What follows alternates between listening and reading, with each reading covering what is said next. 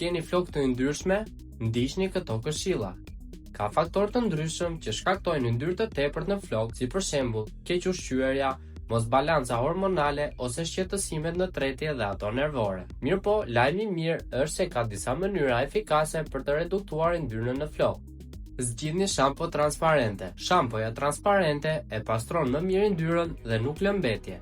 Masazhoni skalpin. Është diçka që duhet bërë gjithmonë gjatë larjes së flokëve për të stimuluar qarkullimin dhe për të larguar qelizat e vdekura.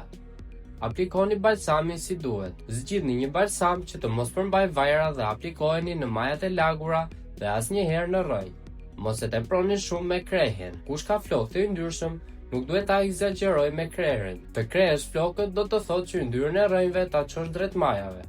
Kërkojeni parukëries një prerje që i jep volum flokëve. Luftoni trishtimin e flokëve të drejtë të hollë, duke i kërkuar parukëries një prerje me shkallëzim. Mos i mbani flokët shumë të gjatë dhe në të njëjtën gjatësi. Thajini flokët në anë të kundërt. Hidhini flokët gjithmonë para kur t'i thani. Përdorni një krerë për t'i krehur pak rrënjët në anë të kundërt. Aplikoni birrë në flokë. Për flokë të yndyrshëm këshillohet birrë e freskët. Aplikojeni në flokë dhe më pas lajeni si zakonisht. Përdorni limon. Shtrydhni 2 limon në 1 litër ujë të pastër, mundësisht të distiluar. Është një mrekulli për të shpërlarë mbetjet e yndyrës nga floku. Shpërlarje me uthullmolle. Provoni të përdorni si shpërlarës një lugë gjelle uthullmolle të tretur në gjysmë litri ujë. Ky solucion vepron si tonik për skalpin dhe largon mbetjet e shampos, të cilat mund t'i bëjnë flokët e yndyrshëm të duken akoma më keq.